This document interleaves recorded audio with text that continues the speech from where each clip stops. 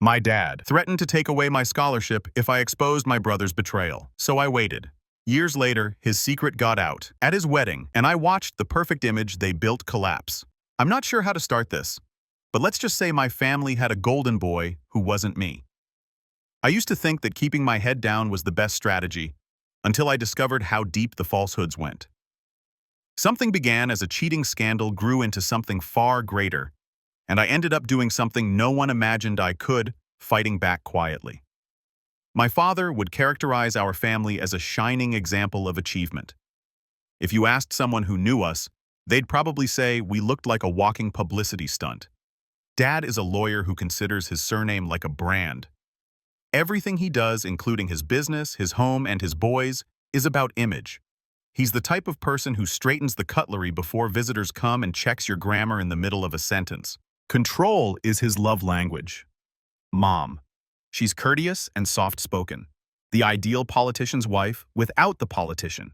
She pretends to balance him out, but in reality she simply supports him. Her favorite line is, "Your father just wants what's best for you," which she uses before agreeing to everything he asks. Then there's Ethan, my older brother, and the golden one, the future of the Carter legacy. If Ethan breathes, Dad applauds. If Ethan makes a mistake, he can learn from it. When I get something correct, it's finally done. Ethan is the sort to sell rain to a storm cloud, charming, confident, and a natural liar. He's always had that salesman grin in a tone that made people believe him when they shouldn't. Dad used to remark, "Ethan's leadership abilities will take him far. Lucas simply requires direction." Translation: Ethan shines. Lucas follows me. I was the silent one. I worked part-time at a tech store, studied late, did not drink or party, and did not participate in the artificial networking game. I liked results to noise. My family found me dull. That made me feel liberated. Then came Claire. We met at law school. Same business law class, same snark at lecturers who believed PowerPoint slides were personalities. By then, I was a third-year law student on a firm-funded scholarship that Dad technically owned, despite the fact that I earned it on my own. Claire was ambitious, bright, and confident without being artificial. After 3 years together, she was the first person to make me feel like I wasn't just the backup Carter. I believed her when she said things like, "You don't need to be loud to be seen, Lucas." For a while, she did fit into my life. She had even met my relatives. That's when things started to change. Ethan took one glance at her and transformed into Mr. Charming. At first, it was little issues helping her carry dishes at dinner, complimenting her hair, and jokingly referring to her as Carter's wiser girlfriend. I brushed it off. Ethan flirts with everybody. It's his thing. But then Claire started dressing up whenever we went to family gatherings. Not casual dresses, full-effort hair, makeup, and perfume. She giggled at everything Ethan said, every single thing. One night, during a dinner held by my father for some company clients, I spotted Ethan talking to her. She giggled and covered her lips like a teenager. I convinced myself that I was overthinking. I had to be, because the alternative would have meant my brother crossing a line he would never touch. Over the next 2 weeks, she began assisting him with firm initiatives. Ethan apparently mentored her since she was interested in business law. Yes, certainly. Then came the night when I stopped pretending everything was all right. It was Thursday. Claire stated that she was staying in to finish a report. I stopped by her apartment after work with her favorite takeaway, since I'm the type of fool who keeps trying even when things don't seem right. The lights were low and the laptop was open on the coffee table. There is no indication of her. I sat down with the dinner and noticed that the screen was still shining. One message notice. It came from Ethan. Still thinking about last night. That garment was risky. I gazed at it frozen. My stomach did not descend. My brain did not burst. I just became silent. Completely silent. Then another message appeared. I cannot wait to see you again. Don't let Lucas become suspicious. That was it. There are no excuses left. No more. Maybe I am overreacting. I scrolled up and things got worse. Messages dating back weeks or months, flirting innuendos, hotel names, photographs, and sexual images. I closed the laptop before my body did anything dumb such as throwing it through a wall. I sat on the couch and stared at the blank screen, realizing this was more than simply betrayal. It was a hierarchy. Dad taught us that Ethan could take anything he wanted, and I should be grateful for leftovers. Now he'd taken the one person who saw me, and everyone else, Mom, Dad, and maybe even Claire, and called it a mistake. I didn't feel irritated when driving home. I felt concentrated, as if someone had just given me a blueprint for how this family functioned. Dad commanded Mom, excused Ethan took, and I was supposed to be silent. They have spent years developing this method. They just forgot I was paying attention.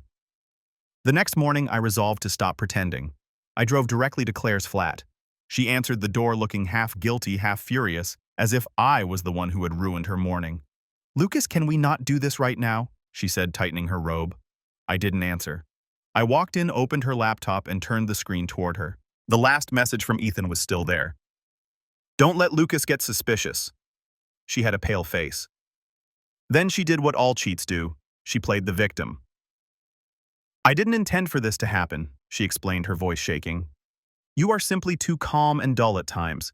Ethan is confident, and I got caught up in it." I nearly laughed. "Too quiet. That is what people have always said about me, right?" I continued. "You accidentally texted him hotel names for 8 months. It happens to everyone." She tried to grab the laptop, but I yanked it away. "Relax. I've already backed everything up." Her mouth fell. "You... what?" "Don't worry," I responded. "I'm not posting anything yet." She seemed angry now, rather humiliated than sorry. "You can't keep this over me, Lucas. Hold it over you," I said. "No, Claire. I'm just collecting data." I left before she could answer.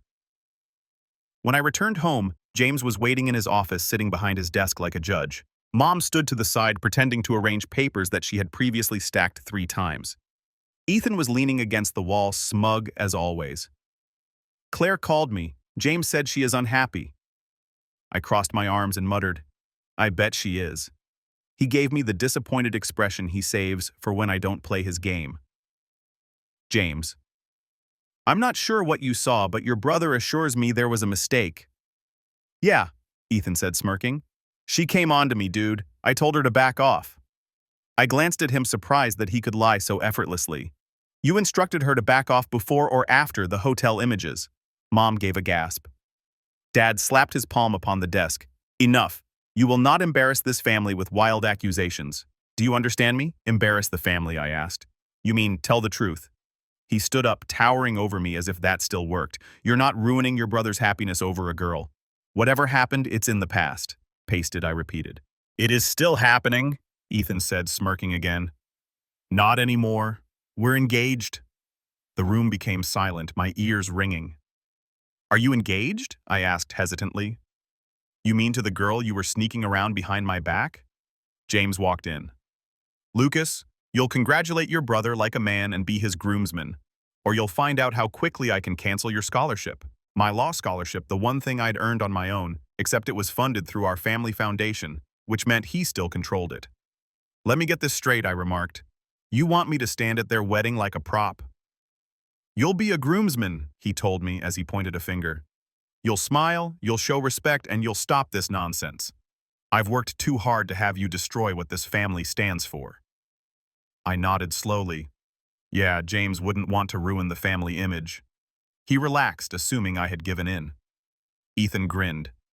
Mom exhaled in relief, and for a little moment they assumed I was back in charge, but I wasn't. That night, I opened my laptop and went to work. I already had some copies of the text between Ethan and Claire, but I wanted more. I started digging. A few days later, I went to the firm to drop off some papers that James wanted evaluated. Ethan was out meeting a client, which generally entailed flirting or bragging someplace. His office door was open and the laptop was still turned on. I should not have looked, but of course I did. On his PC was a folder called Mentorship Notes, most likely for his internship portfolio. He developed the habit of recording fake pitches and client briefings to rehearse his presenting tone since he enjoyed bragging. Most of the video were harmless rehearsals, but one stood out immediately away. Ethan's voice. "Dean Dawson loves me, man. I can use Claire to impress him. Show him I can handle corporate strategy." Dawson practically eats that up. He worships the ground I walk on. The name hit me quickly. He was a significant figure in the legal world, respected and linked to my James's firm. Ethan had interned for him last summer. Apparently, he was also using Claire to make himself appear impressive in front of the guy. Another tape showed him laughing at someone else.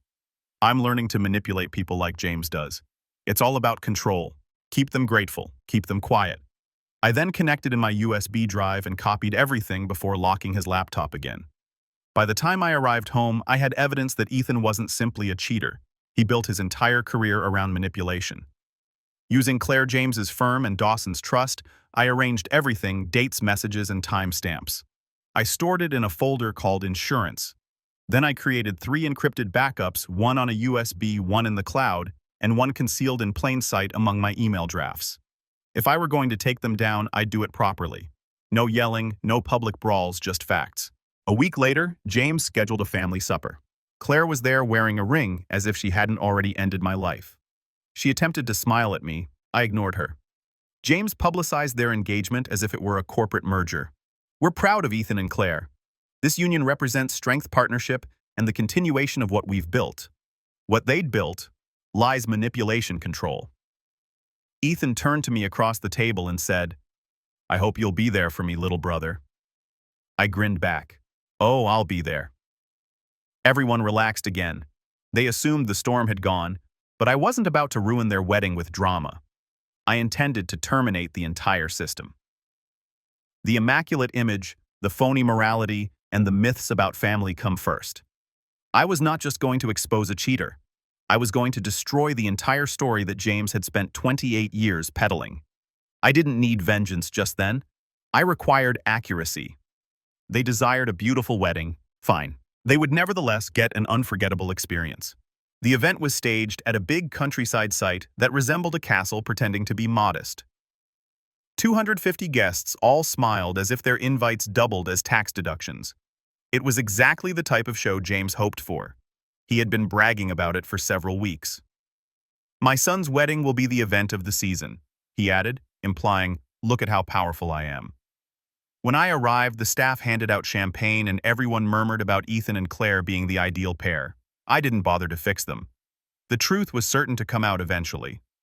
Dawson was also there, Ethan's mentor and the director of his legal program. He sat in the first row conversing with James as if they were old friends.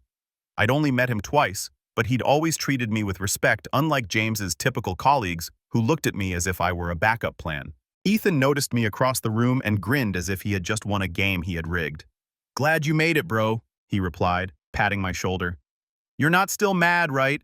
"Mad," I said. "Nah, wouldn't miss your big day." He didn't see the USB in my pocket or the insurance folder on my phone. A few minutes before the wedding, James approached me near the corridor leading to the bridal suite. He was clutching a printed copy of my scholarship contract as if it were a weapon. "You will smile," he whispered, his face close to mine.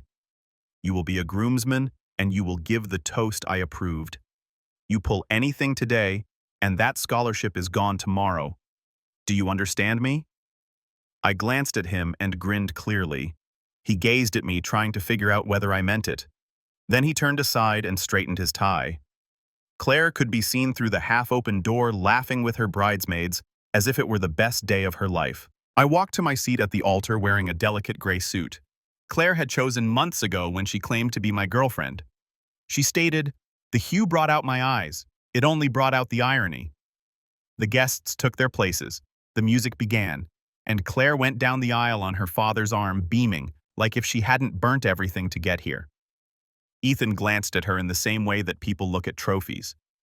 When the priest began discussing love, loyalty, and commitment, I had to stop laughing.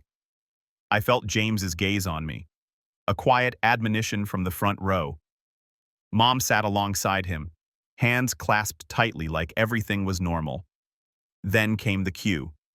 "If anyone here has any reason why these two should not be joined in holy matrimony, speak now or forever. Hold your peace." The room became silent and I took a step forward. "I do," I stated simply. Every head turned. The sound of chairs sliding reverberated around the hallway. Claire halted midway through her hesitant smile. I took out my phone. Before you say I do, Claire, I think we should let everyone know what kind of couple we're celebrating today. James' cheeks flushed immediately. Lucas, sit down, he said, but I didn't listen. I accessed the mails I had stored up months ago and read them aloud. Can't believe Lucas actually thinks I care about her. Ethan had written, I'm just using her to impress Dean Dawson. The guy practically worships me. Once I'm in his pocket, I can get anything through him. Gasps rippled through the room like a tsunami. Dawson's head jerked upward. I could see the perplexity on his face as I scrolled down. Claire's perfect for PR. Ethan had texted. Dawson enjoys seeing me with a smart woman. It makes me appear stable. I overheard a few whispers. Someone toward the back started recording with their phone. James stood up. That's enough. I ignored him and continued on. I told Claire we'd be the power couple everyone envies. Dawson will probably fast-track me to a partnership after this. Claire took a step forward. Those are fake, she said loudly, her voice breaking. He's just jealous. But Dean Dawson was already standing. Let me see that, he said. His speech was calm, yet the room became completely quiet. I walked down the aisle and handed him my phone and the USB I brought, which was filled with messages, recordings, and the fake internship files I discovered on Ethan's computer. Dawson looked through the folder for a full minute, his expression changing from perplexity to hatred. Then he looked at James. Did you know about this? James didn't respond. Dawson turned to face the crowd. These messages reference academic misconduct, falsified internship reports, name-dropping my mentorship for personal gain, and bragging about unethical use of firm resources. He was staring straight at Ethan. You're done. Pending formal review, effective immediately. Your placement and recommendation are suspended. There will be a full investigation of your academic record. The whole room exploded. Guests murmured. Phones went up. Someone gasped so loudly that it echoed. Claire lurched backward, makeup running over her cheeks. Ethan yelled something about falsehoods and manipulation, but no one listened. Dean Dawson returned the phone to me gently, saying, You handled this the right way. I'll be in touch. Security arrived a few minutes later to accompany Ethan out after he had an angry outburst. He began hurling and destroying anything in his path. Claire sank onto a chair and sobbed. My mother simply sat there, paralyzed, mascara flowing. My James resembled a man seeing his entire reputation fall down a cliff. I did not remain around for the cleaning. I walked right out the main doors as everyone else struggled to understand what had transpired. Behind me, others were recording and whispering. Outside, the air was chilly. The parking lot was packed with costly automobiles that suddenly seemed worthless. I glanced back through the glass doors. The ideal family disintegrates in front of 250 witnesses. They desired a beautiful wedding. They had a public execution instead. The video had gone viral by the next morning. Someone had videotaped the entire affair. My eye object moment. The text readings Dean Dawson's public attack on Ethan. All of it. TikTok, Twitter, you name it. The title for one post read, Guy exposes his cheating brother and destroys a law career during the vows. The video had over 450,000 views before breakfast. My phone kept buzzing as I was enjoying coffee in my flat. Old classmates, coworkers, and even odd strangers texted comments like, You're a legend, or Bro, that speech deserves an award. My James didn't find it humorous. By lunchtime, the firm's social media platforms had been inundated with comments. People were tagging legal groups wondering why Carter and Partners was committing fraud.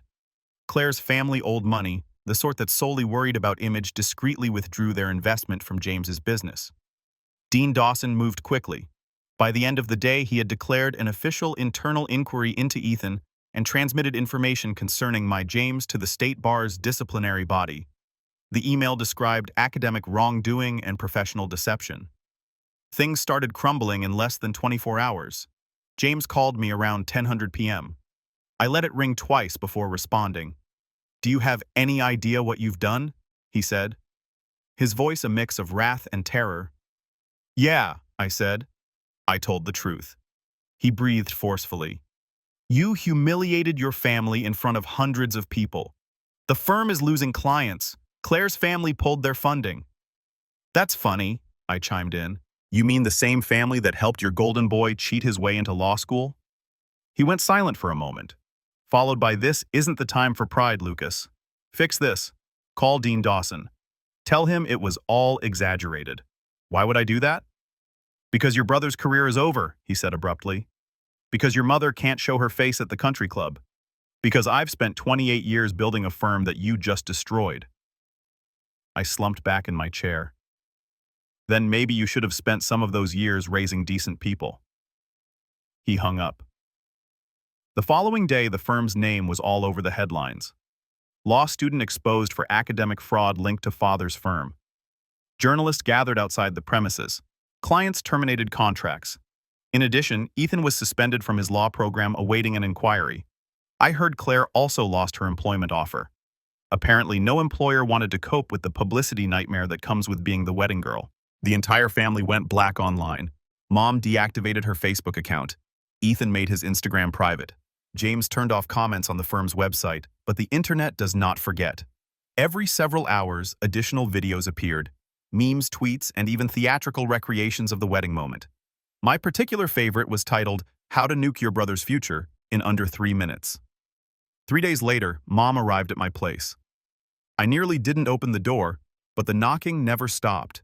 When I opened it, she looked devastated. "Lucas," she replied, her voice shaking. "We need to talk about what the public execution or the family cover-up." She grimaced. "You don't have to be cruel." I learned from the best, I explained. She walked inside without asking. "Your father is devastated. Ethan? He's not eating, not sleeping. Claire's gone. Everything is falling apart." "Good," I said frankly. Her eyes widened. "Good. How can you say that? You're destroying your own family." I laughed once. "No, Mom. They destroyed it years ago. I just stopped pretending everything was fine." She clasped her hands as if praying. "Please, Lucas. Dean Dawson respects you. If you tell him it was a misunderstanding." I ended our conversation. "You mean lie for Ethan again?" Tears welled in her eyes. "Do you want your father to lose everything? Maybe he shouldn't have built everything on fraud." She stared at me as if she didn't know me anymore, which was strange, as this was the first time I'd ever been myself. When she saw I wasn't going to give in, she softly went saying something about shame and forgiveness. That night, my phone rang again, this time with an unfamiliar number. I nearly dismissed it until I noticed the message. "Lucas, this is Dean Dawson. I'd like to speak with you when you have a moment." I phoned him right back. "Mr. Carter?" he remarked in his normal calm voice. "I'll be direct. I owe you an apology." "Apology?" I said, shocked. "Yes, I believed the wrong person. Your father and brother presented a very different image to the academic community. You exposed what many of us should have seen sooner." He stopped before continuing. "I'd like to offer you a full scholarship to our law program. You'll also receive a research position under my mentorship. No strings attached." For a little moment, I said nothing. I just sat there gazing at the wall, understanding that I had just been handed everything they had taken from me. When we hung up, I sat there for a long time. The irony was not lost on me. The same man James used to mention in every chat was now the one offering me the opportunity he had stolen. By the weekend, the business had officially lost 3 key clients. James's partners were quietly withdrawing. Ethan was suspended indefinitely from his program. Claire had disappeared totally. There are no posts or updates. That Sunday, I packed a tiny suitcase with only the essentials. A laptop, clothing, USB drives, and anything else that was important.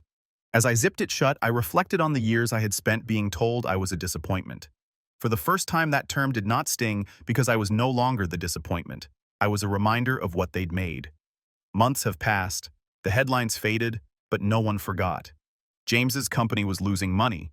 Ex-clients began filing lawsuits, alleging that they had been misled about credentials and relationships. The once golden Carter and Partners emblem was removed from the building one afternoon and replaced with an unattractive leasing banner. I spotted that on my way to class and had to giggle. Mom's social circle crumbled next. The same folks who used to adore her at charity events stopped returning calls. Apparently, marrying the fake lawyer did not help her image, and Ethan has become an online meme. Someone created a compilation film of his wedding breakdown. He yelled, Claire cried, And Dawson announced the probe. It was everywhere. People began dubbing him the phony groom. There were even t-shirts. His life declined quicker than his fame. He attempted to get employed by lesser organizations, but everyone recognized his name for the wrong reason. Even Claire finally abandoned him. Or maybe he dumped her. Regardless, they both lost. She tried contacting me first.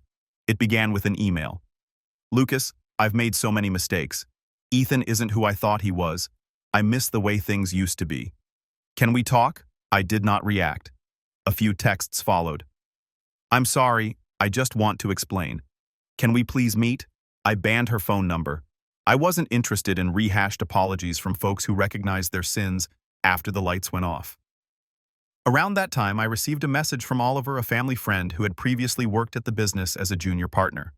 We were not tight, but he had always treated me well. He offered to meet for coffee and stated that he had something important. When I arrived, he appeared uneasy, his eyes darting around the cafe as if we were in a spy movie. He slipped a little flash disk across the table. "You didn't get this from me," he explained gently. "What is it, Bao?" "Proof," he stated. "Your James lied to Dean Dawson years ago." "What about you?" I scowled. "What do you mean about me?" "Back when you were applying for internships, Dean Dawson's firm considered taking you on. Your James sent them a letter claiming you had mental health issues and weren't reliable under pressure. Said it was best they focus on Ethan instead." I sat there gazing at the flash drive. He continued chatting. "Dawson never knew you applied again later. Your James buried every recommendation that didn't favor Ethan. He made sure all the attention stayed on your brother. I shouldn't even have this, but I thought you deserved to know." I did not say anything. I simply nodded and went. I returned home and plugged in the drive. There it was, a PDF of a letter on official letterhead signed by my father. "Lucas Carter struggles with emotional regulation and has demonstrated instability in professional settings. I recommend focusing mentorship resources on his brother, Ethan Carter, whose leadership qualities reflect our firm's standards." I scrolled farther. Email exchanges, meeting notes, and memoranda all confirm this. He had been undermining me for years. It wasn't that I was being too quiet. It was all about control. He did not want two sons to succeed. He preferred one golden kid and one scapegoat. I then created a new email window, uploaded the files, and submitted them anonymously to the State Bar's Office of Disciplinary Counsel, copying the Attorney General's Consumer Protection Unit for good measure. No message, no threats, only the reality. A few weeks later, the hammer dropped. The board initiated a thorough investigation into Carter and partners. They identified several fabricated recommendations, fraudulent partnership documents, and the misappropriation of client trust monies. Essentially, the entire company was designed like a house of cards. When the media broke the news, the title read, "Law Firm Under Investigation After Whistleblower Evidence Surfaces." They didn't mention me, but James did. He called once more. I didn't respond. The voicemail was precisely how I anticipated. No apology, just panic. "Lucas, I know it was you. Whatever you think you're doing, you're making a mistake. You're destroying everything this family built." He stopped before hanging up. "You'll regret this, but I didn't, because for the first time the balance was genuine. Every lie, every cover-up, every moment he made me feel tiny came back to haunt him." 3 months later, the company formally ceased operations. A judge froze the trust accounts. The bar suspended many partners, and the firm's reputation suffered as a result. Mom moved in with her sister due of humiliation. Ethan attempted to build a consultancy firm that ultimately failed. Carter used to open doors. It helped them close faster. Meanwhile, I was finishing law school under Dean Dawson's guidance. I graduated first in my class, received a full scholarship, and moved into a new apartment in life. Every day seemed like a subtle retribution. One afternoon, I strolled by the old company building again. The windows were covered. I stood there for a while, recalling how I used to walk through those identical doors, looking for acceptance that never arrived. Then I turned around and went, not looking back. He worked hard his entire life to establish himself. I ruined it with the truth. 3 years later, the truth had transformed into serenity. I was living in a peaceful apartment that overlooked the city. For once, this felt like home. There is no family name on the lease. There are no expectations hanging over me. Dean Dawson had mentored me and helped me build a successful profession, working for a company that genuinely valued honesty above phony handshakes. There's no drama or noise, just work, exercise, sleep, and repeat. This is just how I loved it. In contrast, Ethan had become a walking cautionary tale. People continued to label him the phony groom in the comments. His social media was lifeless, with the exception of one sad photo with a motivating message from 2 years ago. I did not detest him. I had stopped caring until one Monday morning when I opened my inbox and read the subject line. Whistleblower report. Lucas Carter is involved in file theft and professional sabotage. The email contained phony screenshots of me taking internal corporate data, as well as notes stating that I had wrecked my brother's career out of envy. The attachments appeared shoddy but plausible enough to inflict damage. Within hours, members in the local legal community began murmuring. Some lesser pages even reprinted it with headings like "Exposed Rising Lawyer, Accused of Corporate Espionage." Dean Dawson summoned me into his office that afternoon. He appeared calm and serious. "I know you didn't do this, Lucas, but even false claims spread fast. We'll get ahead of it." "I already know who did it," I explained. He raised an eyebrow. "You do?" "Yeah," I said. "There's only one person desperate enough to dig this low." That night, I began digging. The phony screenshots were okay, but not great. Whoever produced these repurposed parts of my old email headers, which I recognized from years ago, that indicated that the individual had access to my prior communication, narrowing the choice down to one person, Ethan, who used to reside in the same house as me. But I was not guessing. I needed evidence. I ran the attachments through a check and discovered fingerprints that cannot be faked. The file properties included Ethan's name, and the firm's mail records referenced the IP address connected to his residence. In other words, the phony came directly from him. Of course it did. He hadn't even tried to disguise it adequately. I grinned to myself, not in excitement, but out of bewilderment. Despite everything, he was still striving to win a game I had already abandoned. The next morning, I printed the reports and delivered them to the firm's legal team.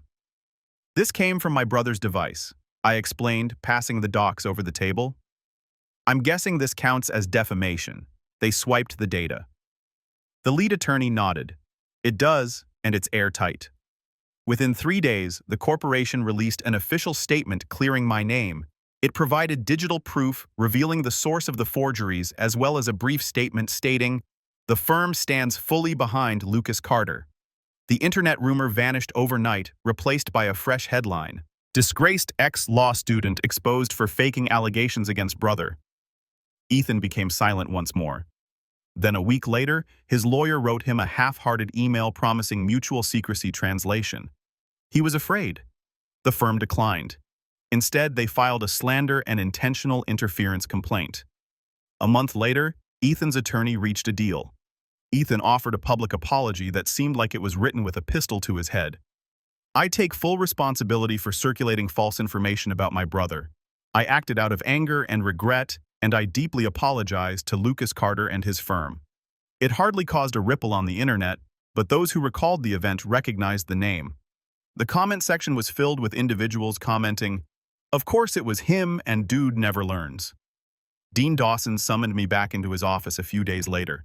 He had that tiny smile he gives when he is proud, but refuses to admit it.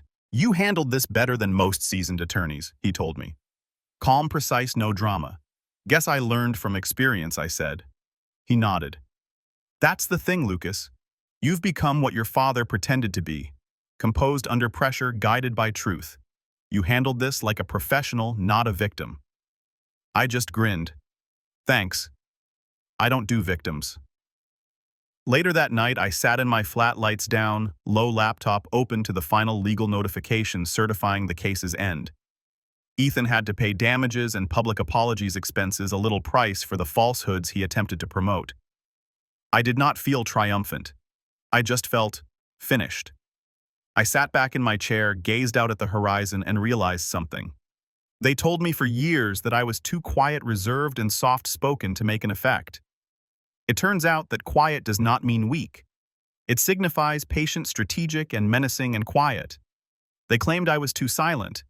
It turns out that stillness is what buried them.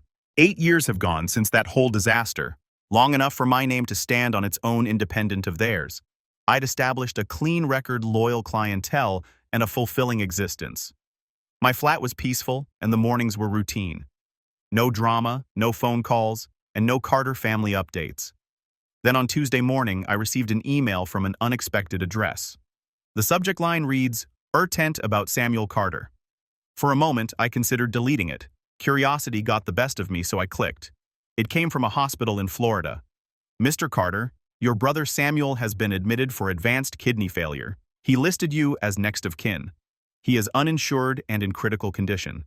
Attached was a photograph, his admittance paper with his penmanship as untidy as usual. I looked at it for a moment, not sure whether to laugh or sigh. After 8 years of stillness, his name appeared next to the word failed. Still, something inside me wanted to be sure it wasn't some sophisticated fraud. I phoned the hospital. The nurse who responded verified everything. He had been living in Central Florida with our grandma, barely getting by. His wife had departed, leaving him with a 6-year-old boy. "His condition is severe," she stated. "Without treatment, he might not make it another month." I thanked her, hung up, and sat for a while. I wasn't upset. I was simply exhausted. A few days later, I received another email.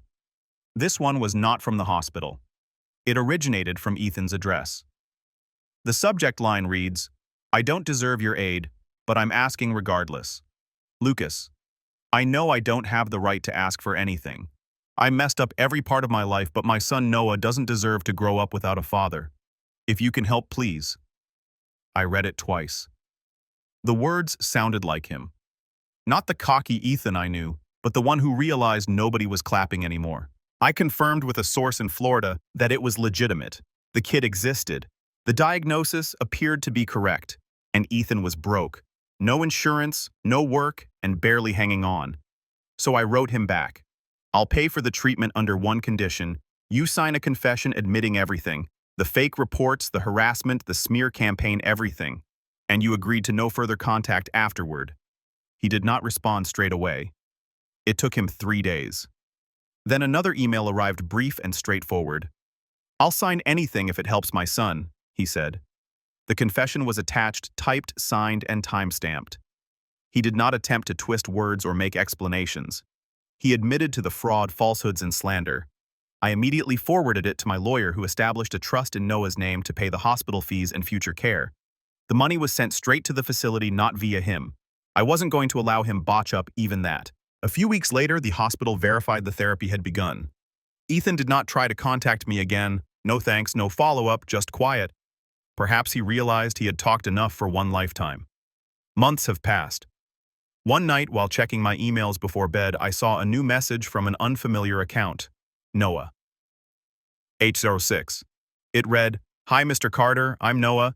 Dad told me what you did for us. He's getting better. I don't know why you helped when you didn't have to, but I wanted to say thank you." He said, "You're the smartest person he's ever known." I sat there for a long time, simply gazing at it. The words were simple, yet they struck harder than I expected. I did not respond straight away.